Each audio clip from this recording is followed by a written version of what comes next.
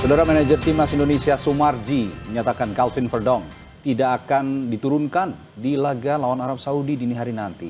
Menurut Sumarji, keputusan ini diambil terkait faktor kebugaran dan bagian dari strategi Coach Patrick.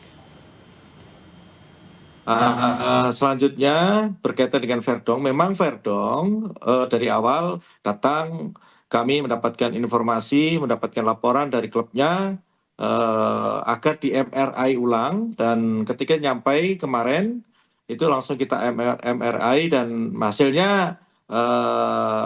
hasilnya tidak ada masalah ya, tetapi kembali lagi ini kaitannya dengan kebugaran dan memang bagian daripada strategi. Dan tim pelatih memang Coach Patrick mengambil langkah untuk tidak memasukkan 23 pemain Verdong dan akan kita persiapkan nanti ketika kita menghadapi Irak. Seperti itu. Jelang laga lawan Arab Saudi, pelatih Timnas Patrick Kluivert bilang seluruh pemain dalam kondisi mental yang siap. Patrick menyebut menyiapkan skuad untuk tampil lebih tajam untuk memaksimalkan setiap peluang mencetak gol. Patrick Kluivert bilang akan menjadikan 2 pertandingan di ronde keempat kualifikasi Piala Dunia seperti partai final. Dia menyadari harapan masyarakat Indonesia yang tinggi untuk melihat timnas pertama kalinya lolos ke Piala Dunia 2026. Untuk mencapai itu, dia berupaya pemain timnas tampil lebih tajam termasuk memaksimalkan bola mati atau set piece.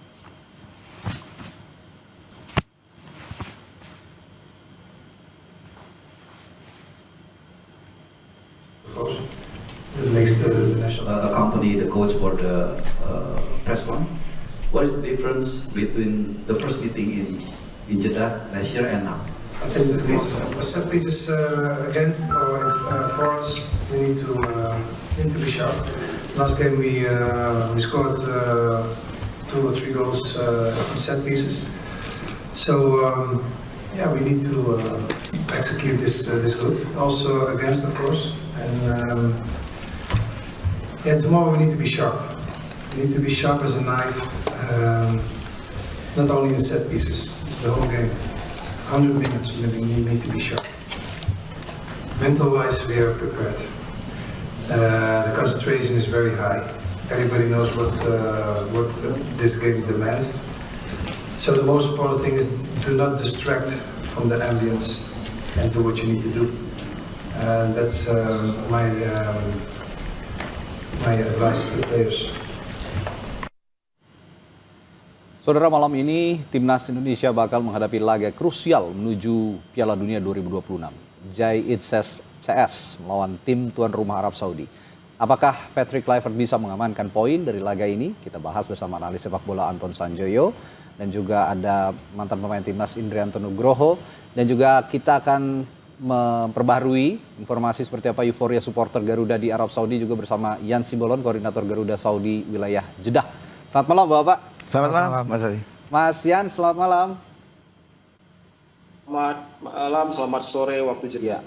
Sore di sana ya, di Jeddah ya. Ya. Oke, baik. Saya ke Mas Yan dulu kalau gitu. Saat ini gimana euforia supporter di sana, sudah siap untuk mendukung timnas ya rupanya ya? Sangat siap, Mas Radi. Jadi kita yang dari luar kota Jeddah pun sudah mencapai Jeddah pagi ini sampai siang sudah mencapai Jeddah, dan kita bersiap untuk menghadiri stadion dibuka pukul 5.15 waktu setempat. Tapi kita dari Garuda Saudi dapat izin untuk datang lebih awal mempersiapkan segala macam persiapan mendukung timnas Indonesia. Kabarnya ada 4.000 lebih ya pendukung atau supporter kita yang akan hadir di sana nanti ya. Betul, insya Allah, Mas Radi. Oke. Nah, ini ada kabar yang kurang mengenakan sebenarnya di detik-detik akhir atau di menit di waktu-waktu akhir menjelang pertandingan. Calvin Verdong ini absen katanya tadi kalau kita dengar pernyataan manajer Timnas Sumarji. Ada pembahasan khusus di antara supporter nggak dengan absennya Calvin Verdong ini, Mas Jans? Kita juga baru dengar beritanya pagi ini waktu Jeddah, dan juga dikonfirmasi lagi barusan dari Kompas TV. Saya pikir tentu buat kita ini menjadi kekhawatiran, tapi saya rasa dengan skuad timnas saat ini, mungkin ini kapasitasnya Bang Joy dan Mas Indri nanti akan membahas lebih jauh. Saya pikir kita tetap harus optimis karena skuad kita cukup dalam saat ini. Ya. Optimisme tetap kita ada di setiap penonton supporter kita. Ya, langsung berarti saya tanyakan ke Coach Indri dulu nih. Ya. Kedalaman skuad kita sejauh mana setelah Calvin Verdong dikabarkan absen di jelang-jelang pertandingan ini, Coach? Ya, tadi sudah dibilang Mas Ian bahwa kekuatan tim kita nih sebenarnya merata ya. Oke. Dan di sisi kiri kita juga sebenarnya kalaupun tidak ada Verdong masih ada Dan James atau Sayuri. Ya, beberapa pemain kita juga bisa dimaksimalkan di situ. Jadi tidak ada kekhawatiran sebenarnya karena skuad kita skuad mewah dan skuad kita juga beberapa pemain kan bisa bermain di beberapa posisi. Itu Mas Radi. Sudah cukup mewah kalau kata Coach Indri. Begitu, Bung Joy? Ya, kalau kita bandingkan dengan katakanlah 5 tahun yang lalu, 3 tahun yang lalu, ini kan memang skuad terbaik yang pernah kita punyai. Dan Verdong kemungkinan sudah dipastikan tidak akan main karena dia ada sedikit masalah di lehernya. Jadi memang masih butuh waktu. Tapi ada Sayuri di sana, ada Kambuaya juga bisa ditaruh di situ, ada Dean James juga yang memang posisi terbaiknya kata pemain seperti James itu posisi terbaiknya memang di kiri. Dia bisa di gelandang, bisa di belakang. Jadi memang keabsennya Verdong ini sedikit merugikan lah, karena dia pemain yang menurut saya lagi bagus-bagusnya. Di Ligue 1 juga tampil di Ligue 1 itu kan dia dia tampil starter terus loh, gitu loh. Jadi kemarin waktu absen, waduh ini ada apa ini? Ya waktu lawan PSG ya, dia kan absen ya. Ternyata memang dia nggak bisa main, bukan karena untuk membela Indonesia dia diistirahatkan, bukan, dia memang nggak bisa main. Jadi itu kerugian lah begini. Tapi saya tidak terlalu khawatir karena ada Dean James, ada Sayuri juga yang mutunya tidak jauh lah dari Verdong. Emil Eudero juga mungkin nggak main, tapi Martin Pas sudah 95% pulih dari cederanya, jadi tidak ada masalah di lini belakang. Dan lini belakang Indonesia kan Jai Itzdes, Rizky Ridho, Kevin Dix itu yang terbaik lah waktu di grup 3 di putaran ketiga. Jadi harusnya sih tidak ada masalah. Memang masih ada persoalan di lini depan. Nah, mungkin nanti akan dibahas lebih lanjut karena oleh Romeni kan belum fit. Jadi ini dan dia sudah 1 bulan lebih, Agustus dia cedera, sudah 1 bulan lebih dia tidak competitive matches. Ini yang jadi persoalan untuk pertandingan dengan intensitas sangat tinggi seperti sekarang. Karena ini kan do or die, hidup atau mati. Tiket nggak ada baliknya ini bagi Arab Saudi juga, bagi Indonesia juga. Jadi ini intensitasnya sangat tinggi. Siapa tim yang tidak membuat kesalahan terlalu banyak atau margin errornya paling sedikit, dia yang akan memenangi laga. Jadi ini yang harus diwanti-wanti. Tapi tadi saya kalau menyimak pernyataannya Patrick Kluivert, itu selain masalah kebugaran Coach dan Bung Joy, ada juga masalah taktik ada juga pertimbangan taktik. Apakah juga ada peluang dengan pernyataan itu Calvin sebenarnya masih bisa diturunkan di babak-babak kedua misalnya untuk menggantikan rekannya yang sudah menjadi starter dari Coach? Ya mungkin bisa karena ya mungkin ini hanya sekedar untuk taktikal kita juga ya, bagaimana Kevin Verdong untuk sementara ini ya udah kamu istirahat dulu. Nanti mungkin babak kedua atau menit-menit di akhir babak kedua kita bisa mainkan. Tapi ya kita harus melihat juga kondisinya dia 100% atau tidak.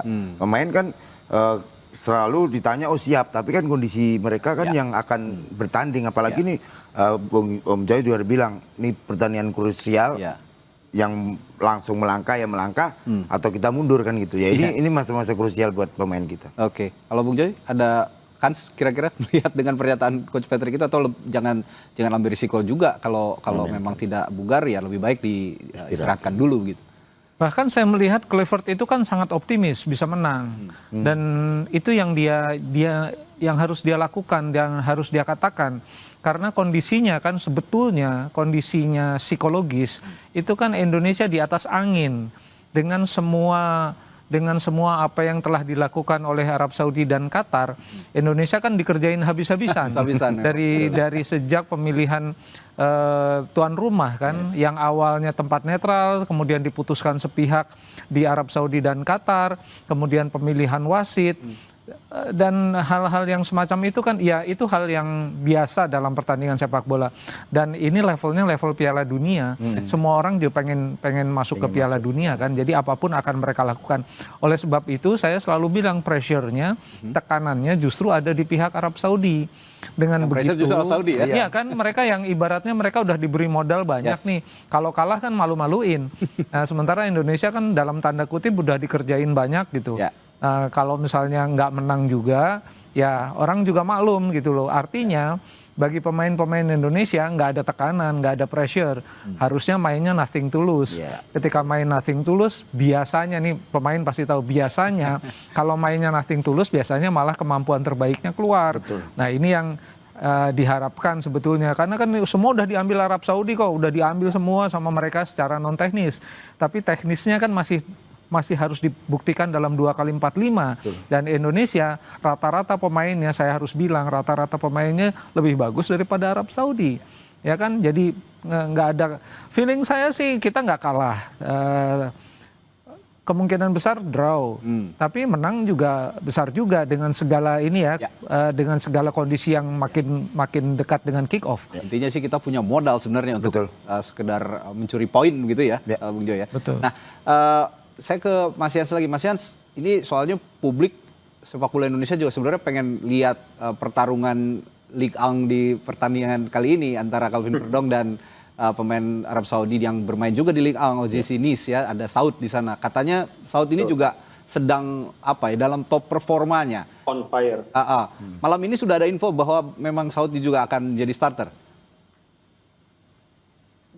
Ya spekulasinya begitu, Mas Radi. Tapi last minute ya, kita belum lihat masuk DSP-nya pemain Saudi sampai dengan saat ini. Kita mengharapkan memang ini, kalau memang terjadi duel ini sangat menarik sekali. Begitu yang kita tetap masih menunggu juga rilis dari DSP-nya pemain timnas Saudi ini, Mas Radi.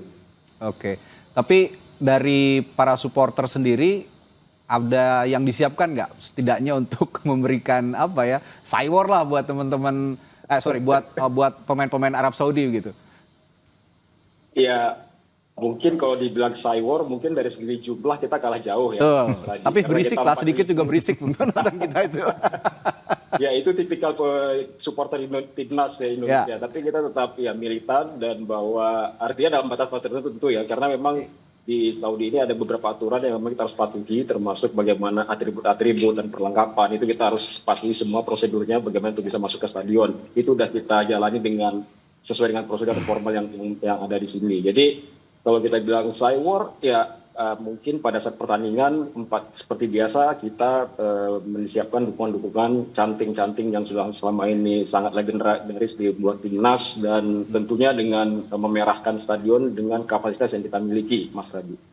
Oke, kita sekarang bahas formasi kalau gitu. Ini kan ya formasi 4 back di belakang ini baru ya berapa belakangan ini ya diterapkan oleh Coach Patrick gitu, kira-kira ada 2-3 pertandingan ya menguji coba dalam pada saat pertandingan lawan Lebanon juga sebenarnya cukup sukses kalau saya nanti mungkin Bung Joy dan Coach Idris punya pendapat lain. Tapi kalau dengan pattern 4 back di belakang ini apakah sudah bisa mengimbangi permainan Arab Saudi kira-kira Coach?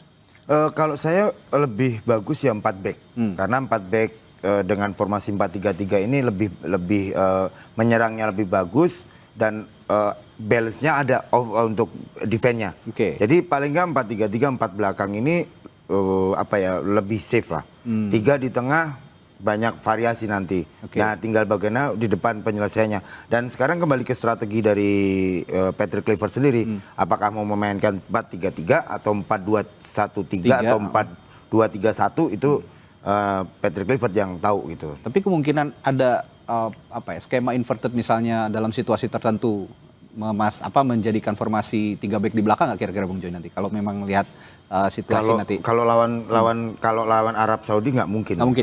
Karena ya itu di serangan pasti akan sporadis gitu. Kalau kita lihat di pertandingan pertama Indonesia di grup 3 waktu di putaran 3 kan Sintayong memainkan 3-4-2-1. itu hanya efektif di babak pertama karena intensitas pertandingannya sangat tinggi dan 3-4-2-1 itu membutuhkan kondisi fisik yang sangat prima karena dia super ofensif. Dia lebih ofensif daripada 4-3-3. 4-3-3 permainan menyerang tapi lebih balance. Antara menyerang dan bertahannya balance. Formasi simetris namanya. Kalau formasi asimetris 3-4-2-1 itu lebih menyerang frontal tapi kondisi fisiknya harus prima. Yang terjadi di Riyadh waktu itu, Indonesia menguasai pertandingan di babak pertama tapi kedodoran di babak kedua. Karena memang intensitas pertandingannya di babak pertama sangat tinggi, bahkan Indonesia bisa menerapkan high defensive line yang tidak pernah disangka oleh Roberto Mancini waktu itu. Sehingga kemudian kita melihat Arab seperti baru belajar main bola. Tapi di babak kedua kondisinya berubah drastis. Karena sudah 45 menit dengan intensitas yang sangat tinggi, drop. Pemain-pemain Arab Saudi mulai menguasai jalannya pertandingan. Untung waktu itu penalti nggak masuk ya. Kalau masuk Indonesia kalah tuh waktu itu. Itu beda situasinya. Jadi kalaupun memang mau inverted, sepertinya tidak di lini belakang ya. Ada di lini tengah dan depan mungkin begitu ya Bung Joy. Saya kira begitu. Karena memang kalau 4-3-3 lebih balance ya. Nggak akan 4-4-2 sih karena kita nggak punya duet striker. Kita hanya punyanya pemain-pemain yang punya kecepatan di samping ya. Makanya kita memanfaatkan kecepatan di beberapa pemain kita ya. Di samping kanan kiri kita ada yang baru Miliano Jonathan, terus di kiri nanti ada mungkin Orat Mangun sudah sehat, di depan mungkin yang sekarang lagi viral juga si Zylstra kan. Ya sebelum ya setelah Ole apa ya sekarang udah pulih ya semoga Ole di babak kedua nanti ada kesempatan bermain. Itu akan menjadikan apa ya sih di depan lebih ini lagi lah. Ya. Kalau kita melihat speed gitu ya, sebenarnya pemain kita tidak kalah speednya dengan pemain-pemain Arab Saudi. Tapi yang harus diwaspadai ketika beberapa kali ya dalam beberapa pertandingan saya melihat ada sisi black spot yang tidak bisa diisi oleh pemain kita di jantung pertahanan yang menyeimbangkan dengan lini depan. Nah, kira-kira peran siapa yang akan bisa memegang peran itu, Bung Joy? Sebetulnya gini, kalau bicara kondisi sekarang. Saya dengar terakhir Nathan tidak dibawa, tidak dimasuk dalam 2, Nathan Choaon. Jadi kemungkinan besar Eliano Reinders yang akan masuk di posisi 3 di tengah. Tapi kalau kita lihat di pertandingan lawan Jepang lah sebetulnya, itu pemain sekaliber Joy Pelupessy itu memang nggak bisa nyandak untuk pemain Jepang levelnya udah terlalu tinggi. Tetapi kalau melawan Arab Saudi, Joy Pelupessy akan kembali ke formasi aslinya, dia akan ada di poros, dia akan menjadi gelandang bertahan karena dia kan keping yang hilang sebelum dia masuk bersama Ole Remeni itu dia keping yang hilang di lini belakang. Jadi kalau misalnya nanti dia akan menjadi poros, dia lebih banyak bertahan. Dia menjadi orang pertama yang mengambil bola ketika Indonesia kehilangan bola. Dia harus merebut pertama. Yang posisi serangnya mungkin Reinders. Posisi bertahan Tom Haye. Jadi itu bisa bolak-balik. Tapi posisi yang fix tidak akan diganggu-gugat Joy Pelupessy. Dia yang akan mengendalikan lini tengah, kerjasama di belakangnya persis dengan Jai Isdes. Nah ini yang formasi di poros itu yang akan menentukan bagaimana Indonesia bertahan, bagaimana memulai serangan. Dari situ, dari Isdes kemudian jalurnya ke Pelupessy. Nah ini yang Arab pasti juga udah tahu, jadi ini pasti akan diganggu nih di sektor ini. Ya, kurang lebih perannya kalau di klub Liga Inggris kayak Zubimendi di Arsenal gitu ya, dan juga ada Gravenberch di Liverpool gitu ya. Manchester City juga ada Rodrigo. Rodri. Nah, saya nanti setelah jeda akan bertanya juga ke Mas Yans. Ini saya mau kemarin mau dengar juga kabarnya katanya di sana sudah sebenarnya menyiapkan tifo, menyiapkan koreo, tapi agak susah perizinannya. Saya akan tanya hal itu, bagaimana ceritanya nanti setelah jeda di Sapa Indonesia Malam sesaat lagi.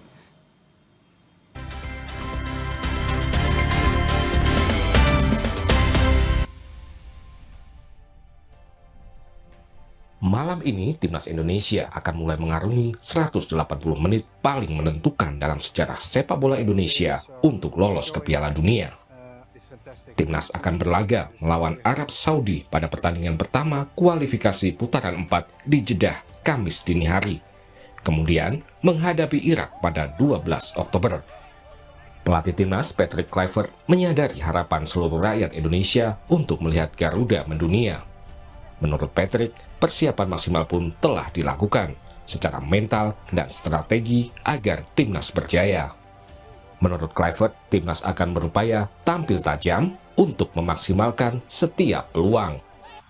Kapten timnas Indonesia, JICES, menyebut laga melawan Arab Saudi tidak akan mudah.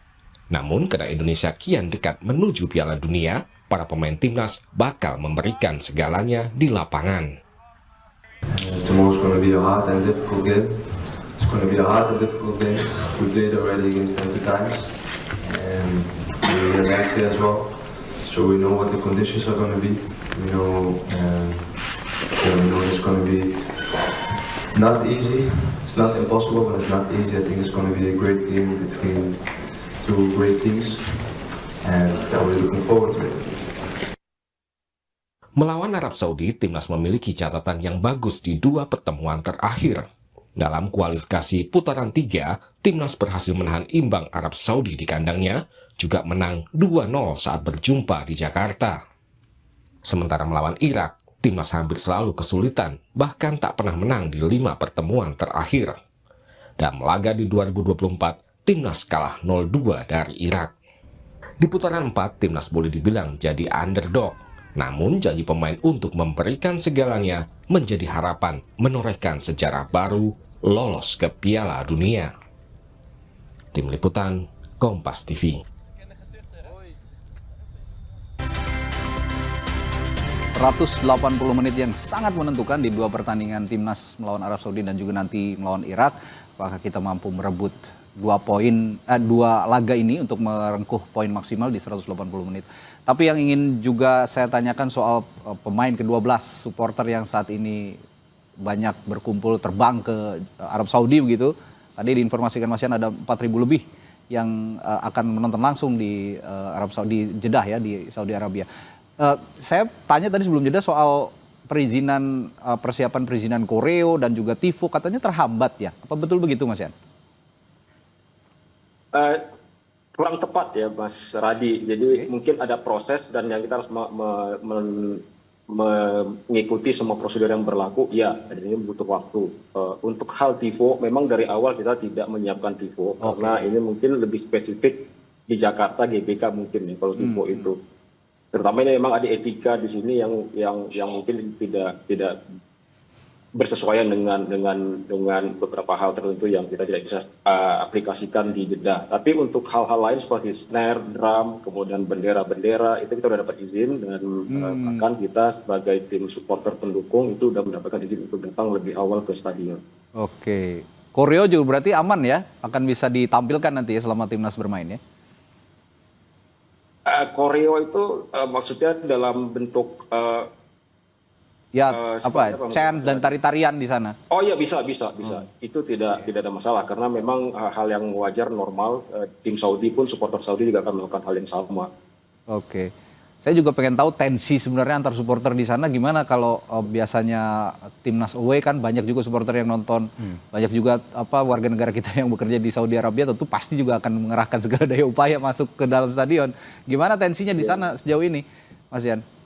Antusiasme tinggi Mas Radi ya, karena kan Jeddah ini di sisi barat dari negara Saudi itu kita banyak sekali juga pekerja-pekerja kita yang di Riyadh di tengah itu kurang lebih kalau dalam perjalanan itu 9 jam, kemudian ada juga yang dari timur yang banyak pekerja minyak itu di daerah Arab bagian timur itu yang bekerja di Dahran, Damam dan sekitarnya itu kurang lebih kalau menempuh jalan darat sekitar 12 jam.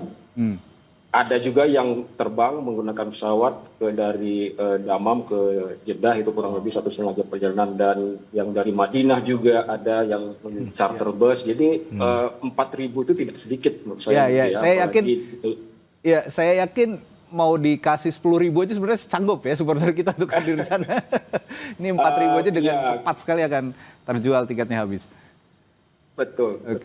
Tapi mungkin 10.000 ini kita bisa merefleksikan dari tiket pertandingan di laga tanggal 11 Oktober melawan Irak. Kita mendapat kapasitas 10.000, tetapi kurang lebih saat ini terjual 60-70%. Mungkin memang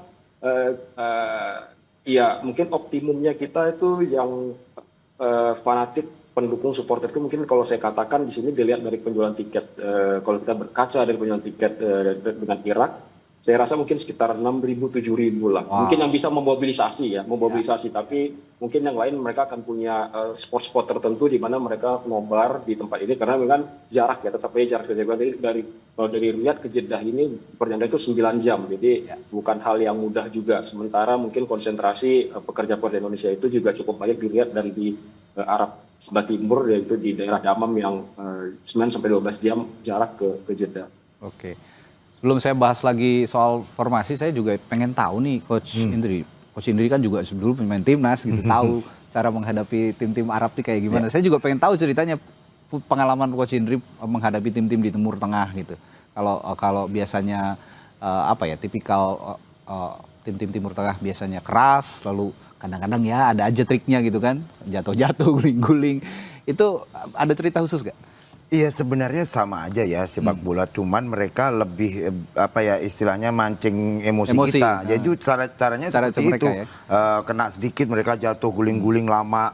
Akhirnya kan otomatis emosi kita kan naik kan. Makanya saya berharap pemain-pemain kita jangan terpancing. Biarkan aja mereka mau guling-guling. Yang penting kita tetap harus fokus.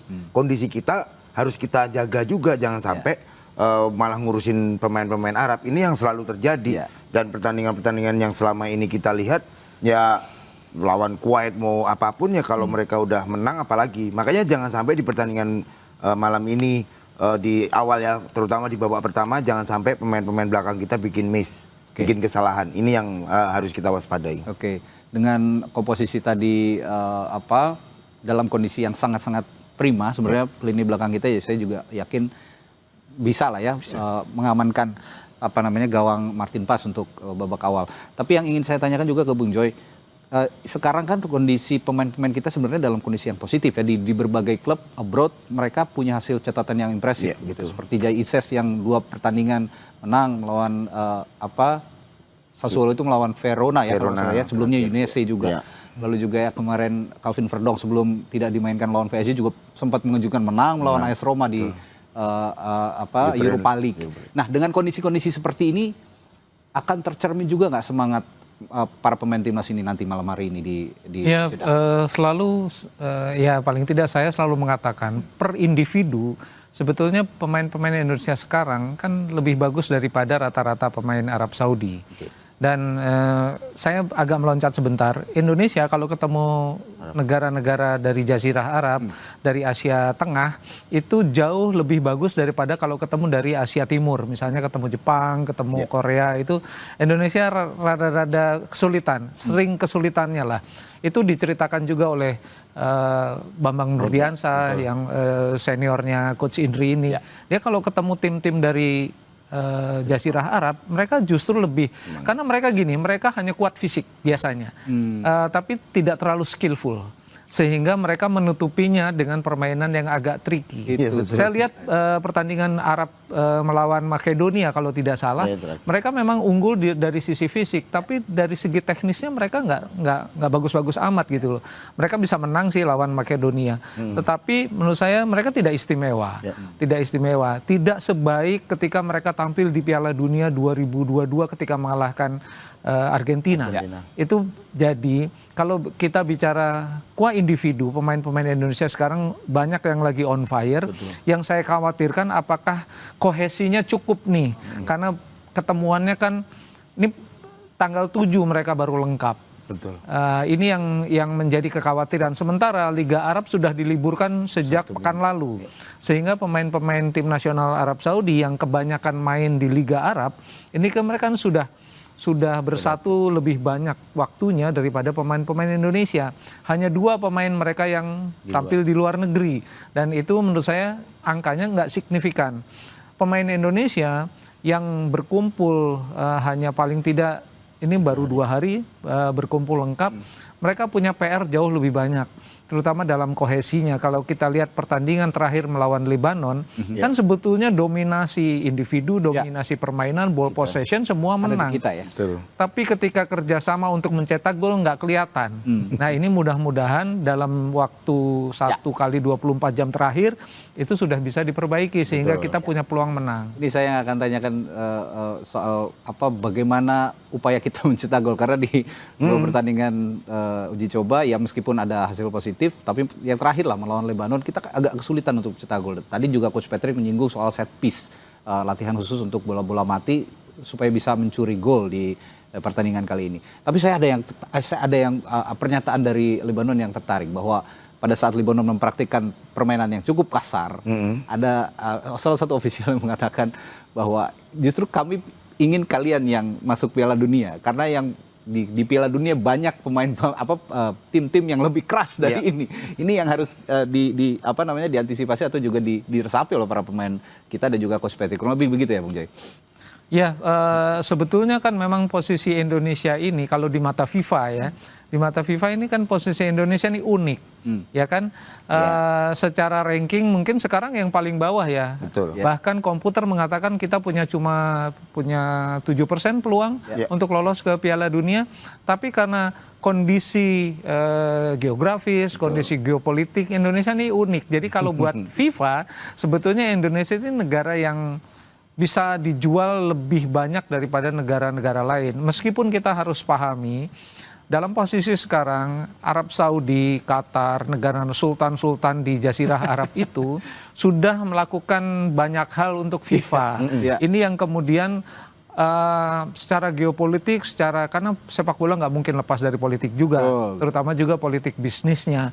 Kan mereka tanam modalnya udah banyak, Aramco lah, Qatar Airways lah, dan segala macam. Dari sisi bisnis yang sekarang sudah ada, ini modalnya sudah ditalangin dulu sama negara-negara Arab, sementara Indonesia itu baru potensi, ya kan? Nah, tapi kalau Indonesia masuk Piala Dunia, bagi mereka itu marketing yang luar biasa juga. Bayangkan ada 300 juta orang, dan mungkin juga di kawasan Asia Tenggara akan menjadi market yang baru bagi FIFA. Jadi memang kalau dibilang Indonesia lebih diinginkan untuk tampil di Piala Dunia, ya sangat boleh bisa jadi begitu gitu. Saya ingin juga bertanya kalau gitu, karena Bung Joy sudah menyinggung sepak bola ini tidak lepas dari politik dan juga organisasi federasinya.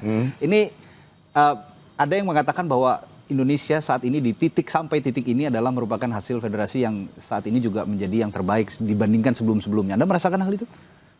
Ya, saya merasakan sih Mas ya, perkembangan sepak bola kita juga sekarang sudah mulai bagus, terutama di kemarin ya, di U17, karena U20-nya Piala Dunia tidak jadi, akhirnya U17 bisa berada di Indonesia. Ini juga satu kebanggaan juga buat kita, berarti lobby-lobby yang dilakukan oleh Ketua Umum ke FIFA berjalan dengan baik, dan sekarang adik-adiknya kita yang tahun kemarin sekarang akan berlaga di Piala Dunia juga. Sebenarnya kan potensi sepak bola kita besar.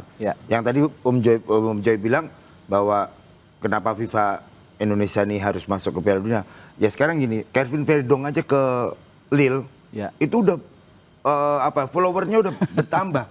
Bagaimana kalau nanti masuk kita bisa Piala Piala Dunia gitu loh. Jadi sangat membuat kita juga bangga, tapi juga kita harus waspada juga gitu, hati-hatilah. Ya kalau untuk para pemain sih tetap fokus saja, apapun yang terjadi di luar lapangan ya fokus saja untuk bermain gitu ya kira-kira. Terakhir masing-masing narasumber saya akan bertanya soal tadi bagaimana peluang kita bisa mencetak gol, karena agak kesulitan kita di laga-laga uji coba. Menurut Coach Indri, apa yang bisa dilakukan? Betulkah dengan cara set piece salah satunya? Ya salah satunya, kalau di dalam sepak bola kalau tidak bisa bermain di dalam set play di permainan, ya salah satunya adalah set piece. Set piece ini sangat banyak menguntungkan juga, bagaimana corner, bagaimana dari sisi kanan kiri. Ya tim-tim Eropa bisa memanfaatkan kesempatan bikin golnya dari set piece. Ya banyak lah, kita bisa lihat di Liga 1 pun juga banyak yang terjadi golnya dari set piece. Set piece ini salah satu, ya kan ada istilahnya, ada bertahan, menyerang, transisi, dan salah satunya set piece. Kalau mereka tidak bisa dalam 3 ini, berarti salah satunya set piece. Bicara soal set piece, yang harus kita waspadai juga Arab Saudi nih Bung Joy. Betul. Karena mereka sempat meng-hire Nicolas Jover, pelatih set piece-nya Iya, Arsenal. Ya Arsenal. Ya. Iya. Apa yang harus diwaspadai dari direkrutnya sempat direkrutnya Nicolas Set Jover? piece ini kombinasinya kan banyak sekali. Yes. Dan salah satu ahlinya sekarang justru ada di tim Arab Saudi. Yeah. Ini yang patut diwaspadai juga. Kalau Patrick Kluivert juga mengandalkan set pieces, mereka juga akan mengandalkan set pieces. Kalau tidak bisa dari open play, ya dari set pieces. Dan kok karena kombinasinya banyak, pola bertahannya pun juga harus dinamis. Nah ini yang saya juga agak khawatir ya. Kluivert bilang kita akan mengandalkan set pieces, mereka juga akan mengandalkan itu. Jadi dan beberapa gol Indonesia kan juga yang ke gawang Indonesia juga dari set pieces. Kita punya kelemahan di sana. Waktu masih ada Elkan Bagot dia bisa diandalkan di belakang. Tapi sekarang yang paling tinggi mungkin Jai. Gitu. Jadi barangkali ya butuh tower lah untuk menghadang itu karena dalam set pieces memang tinggi badan agak menentukan. Dan ini yang saya tidak melihat ada keuntungan yang lebih dari dua-duanya. Dua-duanya punya kekurangan juga. Tapi menurut saya kalau bisa bikin gol dari open play akan jauh lebih membangkitkan semangat karena itu keindahannya itu ada di situ. Bukan set pieces tidak indah, tetapi pola permain gol dari open play itu menandakan taktiknya jalan dengan mulus. Gitu. Dan di belakang Patrick Kluivert juga ada juru taktik handal, ada Alex Pastoor dan Dani Lanzat yang sudah siap juga untuk pastinya membuat skema-skema cadangan jika skema A, B tidak bisa, mungkin bisa sampai Z, mungkin mereka sudah siapkan. Dan the last but not least, skor pertandingan kira-kira prediksi? Saya 0-0. 0-0. Bung Joy? 1-1 atau 1-0 Indonesia menang. Amin. Mudah-mudahan jam 12 malam nanti kita akan sama-sama menyaksikan dari Jeddah bagaimana Garuda bisa bertarung dan juga memperjuangkan Indonesia untuk bisa lolos pertama kalinya ke Piala Dunia tahun 2026 yang akan digelar di 3 negara tahun depan di Amerika Serikat, Meksiko dan juga Kanada. Terima kasih Bung Joy, Coach Indri sudah berbagi perspektifnya malam hari ini di Sapa Indonesia Malam. Sampai ketemu lagi. Selamat malam.